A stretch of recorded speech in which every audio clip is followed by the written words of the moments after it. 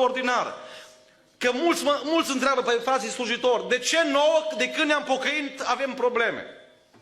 Bine, dacă nu mai te-ai scăldat în apă botezului, n-ai nicio problemă, să știi. Deci, diavolul te bate pe spate, zice, bă, dacă fur motorină ca și până acum, extraordinar, bibelou. Da? Dacă minți ca până acum, zice, oricum ești în tabăra mea. Dragii mei, când joacă două echipe de fotbal, nimeni nu-și dă la picioare unul la altul în aceeași echipă. Numai invers, știți?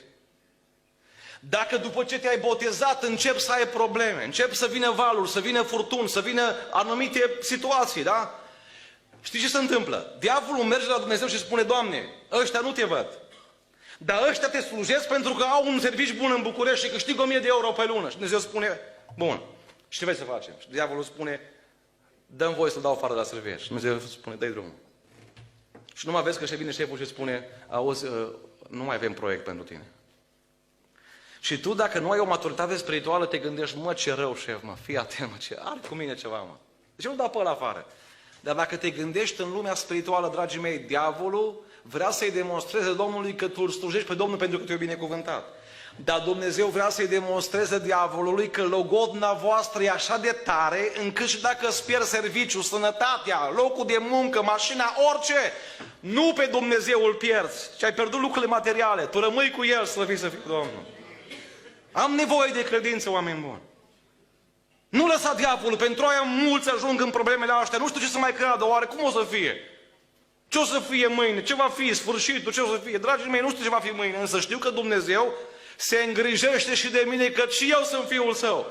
Prin logodna cu Fiul Său, eu devin copilul lui Dumnezeu.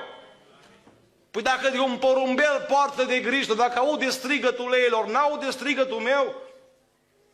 Că nu-mi răspunde când vreau eu. Exact pentru asta, să mă învețe așteptarea.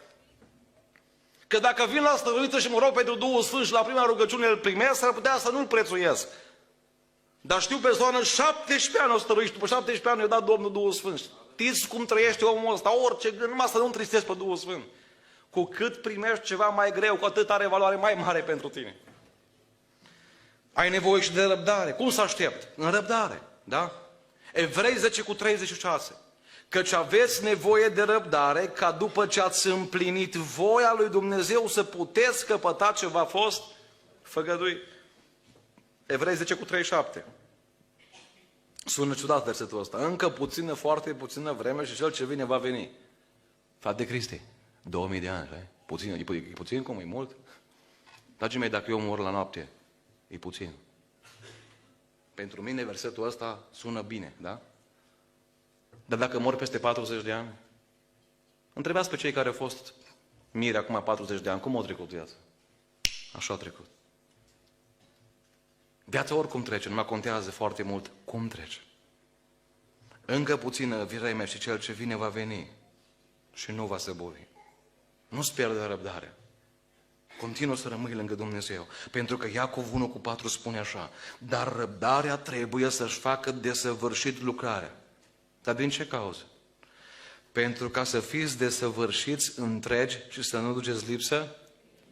Au zis psalmistul în Psalmul 23, Domnul este păstorul meu, nu duc lipsă de nimic. Și frații când citesc versetul ăsta se gândesc, nu voi duce lipsă de bani, de mâncare, de căldură, de vilă, de apartament. Domnul este păstorul meu, nu voi duce lipsă de bărfitori, nu voi duce lipsă de încercări, nu voi duce lipsă de falimente în viață. Dar toate astea mă vor apropia mai mult de păstorul meu.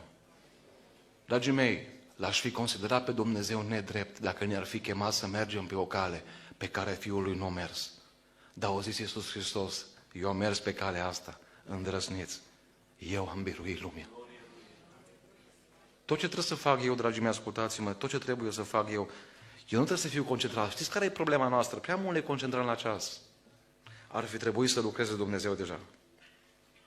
De cât timp postez și mă rog. Dragii mei, Dumnezeu se uită la ceas și dă startul împlinirii. Când eu, în timpul așteptării, am dobândit ce-o vrut El pentru mine.